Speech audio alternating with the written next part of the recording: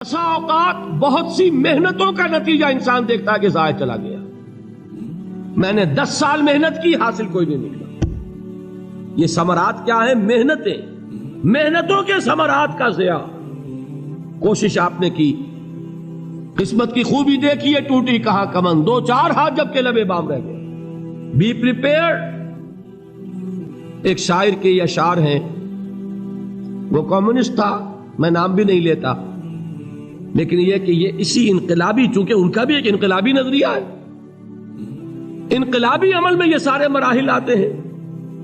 کوئی set back آیا، فرض کیجئے کوئی ناکامی ہو گئی، تو اپنے ساتھیوں کو دل بندھانے کے لیے یہ فصل امیدوں کی ہمدم اس بار بھی غارت جائے گی، سب محنت صبحوں شاموں کی اب کے بھی اکارت جائے گی.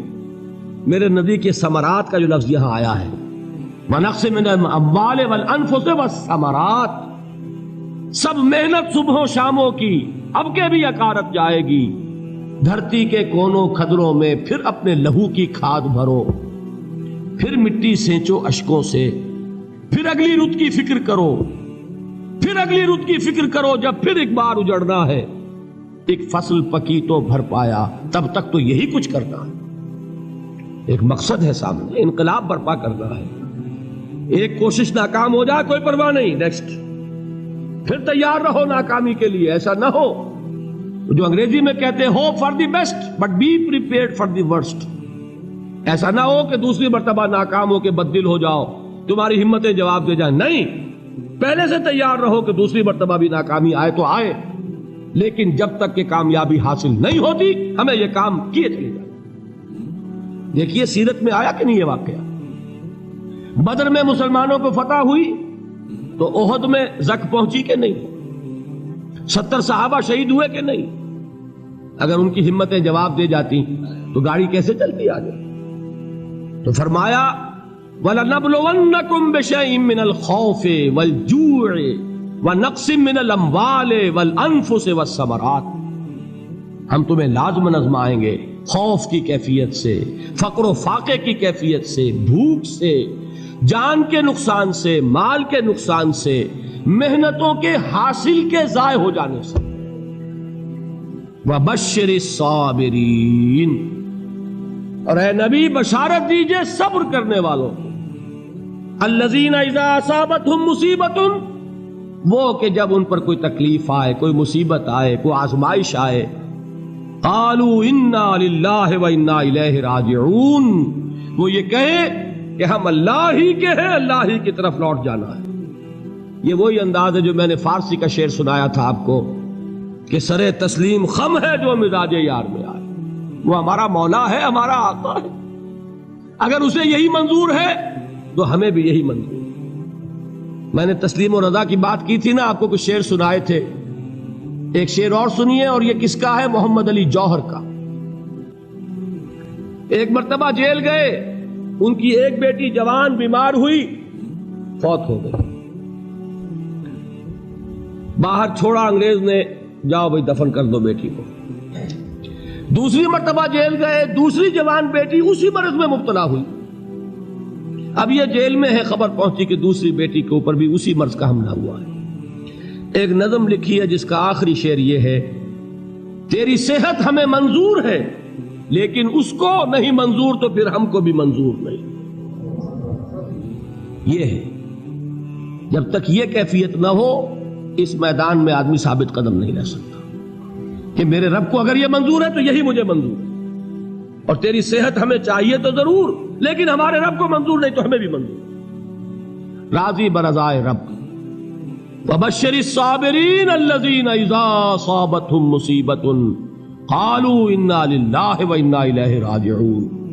نہ شود نصیب دشمن کے شود ہلاک تیغت، سرے دوستاں سلامت کے تو خنجر آزمائے. اولئک علیہم صلوات من ربہم ورحمہ، یہی ہیں وہ لوگ جن پر ان کے رب کی طرف سے عنایتیں ہیں اور رحمتیں ہیں. وَأُولَٰئِكَ هُمُ الْمُهْتَدُونَ، اور یہی ہے وہ لوگ جو کامیاب ہونے والے ہیں، ہدایت پانے والے، ہدایت یافتہ. اسی سورہ بقرہ میں ذرا آگے چل کر، یہ تو ہے 20واں رکوع، 19واں رکوع، 21ویں رکوع کی پہلی آیت ہے لیس البر ان تولوا وجوہکم قبل المشرق والمغرب ولكن البر من آمن بالله واليوم الآخر والملائكة والكتاب والنبيين وآتى المال على حبه ذوي القربى واليتامى والمساكين وابن السبيل والسائلين وفي الرقاب وأقام الصلاة وآتى الزكاة والموفون بعهدهم إذا عاهدوا والصابرين في البأساء والضراء وحين البأس۔ اب یہ آیت جو ہے سورۃ العصر میں جو مضامین آئے تھے سارے اس میں موجود ہیں۔ وہاں ایمان کا لفظ آیا، یہاں 5 ایمانیات کی تفصیل آ گئی، اعمال کی تفصیل آئی، اور آخری بات وہاں کیا ہے وَتَوَاصَوْا بِالصَّبْرِ، اور یہاں کیا ہے وَالصَّابِرِينَ فِي الْبَأْسَاءِ وَالضَّرَّاءِ وَحِينَ الْبَأْسِ، اور صبر کرنے والے، اصل نیکی ان کی ہے جو صبر کریں، کس میں؟ جنگ کے وقت، ذرائے، باسائے، باسا کہتے ہیں فقر اور فاقہ، واحد آئے گا باس تو اس کے معنی جنگ، اور باسا جمع میں آئے گا تو فاقہ، فقر، بھوک، اور ذرائے جسمانی تکلیف، ضرر، جسمانی تکلیفوں میں صبر کرنے والے، فقر اور فاقے میں صبر کرنے والے، اور جنگ کے وقت صبر کرنے والے، اولئک الذین صدقوا واولئک هم المتقون، یہ ہیں وہ لوگ جو صبر کرنے والے ہیں، یہ ہیں جو سچے ہیں، جو اپنے دعوے میں نیکی کے اور ایمان کے صادق ہیں، اور یہی وہ لوگ ہیں جو متقی۔ اگلی سورت ہے سورہ آل عمران، اس میں 2 لفظ آئے ہیں، آخری آیت یا ایھا الذین آمنوا اصبروا وصابروا ورابطوا واتقوا اللہ لعلکم تفلحون۔ دیکھیے یہاں صبر اور صابر، جو تعلق جہد اور جہاد کا ہے وہی ہے صبر اور مصابرت۔ صبر ایک طرفہ عمل ہے، آپ جھیل رہے ہیں، برداشت کر رہے ہیں، صبر علی المعصیہ، صبر علی الطاعہ، صبر علی الابتلاء، یہ سب کیا ہے؟ صبر۔ اور مصابرت کیا ہے؟ صبر کا صبر سے مقابلہ۔ یہ سورہ آل عمران، اب وقت نہیں ہے میں آپ کو سناتا اللہ تعالیٰ نے کیسے کیسے مسلمانوں سے کہا، مسلمانوں تمہیں زک پہنچی ہے تو انہیں بھی تو پہنچی تھی، ان کے 70 نہیں مارے گئے تھے بدر میں، ان کے حوصلے جو ہیں وہ تو پست نہیں ہوئے، وہ اگلے سال آ گئے تم پر چڑھائی کر کے، تم کیوں اتنا برا مان رہے ہو؟ تمہارے دل اتنے زخمی کیوں ہو گئے؟ تمہیں تکلیف پہنچتی ہے تو انہیں بھی پہنچتی ہے۔ اپنی غیرت جو ہے ہمیں ذرا اس کا جائزہ لینا چاہیے۔ لوگ باطل نظریات کے لیے کتنی قربانیاں دے رہے ہیں، لوگ باطل چیزوں کے فروغ کے لیے کتنی محنتیں کر رہے ہیں، جیسا کہ میں نے ابھی کہا تھا اسی غیرت کو چیلنج کرنے کے لیے، ذرا آپ کی حمیت دینی کو جوش دلانے کے لیے۔ قادیانی نوجوان کتنی تعداد میں اپنے آپ کو دین کے لیے وقف کرتا ہے، اور آپ کتنے نوجوان ہیں جو اپنے آپ کو دین کے لیے وقف کرتے ہیں، اور ہوں وہ کھاتے پیتے گھرانوں کے لوگ۔ یہ نہیں ہے کہ اگر کوئی اور کام نہیں کر سکتا تو پھر یہ ہے کہ وہ دین کے کام میں لگ جائے۔ باصلاحیت لوگ، کھاتے پیتے لوگ، ذہنی استعداد رکھنے والے لوگ، اونچے گھرانوں کے لوگ، وہ وقف کریں اپنے آپ کو دین کے لیے۔ اس کے بغیر کیسے باہر آ جائے گی، کیسے رونق آ جائے گی؟ تو دنیا میں باطل نظریات والے جو ہیں، یہ بات کہی گئی ہے مسلمانوں، تم اگر توحید کے لیے لڑ رہے ہو، دیکھتے نہیں ابو جہل کو، اس نے گردن کٹوائی ہے شرک کے لیے، شرک کے لیے گردن کٹوائے، اور تم توحید کے لیے گردن کٹوانے کو تیار نہ ہو۔ اس نے گردن کٹوائی کہ نہیں کٹوائی؟ اور کس طرح کٹوائی ہے؟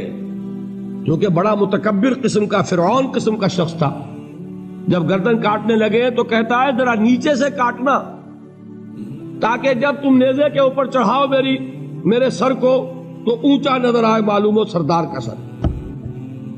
وہ بدبخت مرتے ہوئے بھی جو اس کی کیفیت تھی نا، اس کو ذہن میں رکھیے۔ تو یہ اس لوگوں نے قربانیاں دی، جانیں دی، تو فرمایا اگر تم ان سے زیادہ قربانی نہیں دو گے، یہ نوٹ کر لیجئے اس کو، مجرد اگر حق کو غالب کرنا اللہ کے ذمے ہو تو آنے واحد میں غالب کر دے گا، تمہیں تکلیف ہی دینے کی ضرورت نہیں۔ سمجھ رہے؟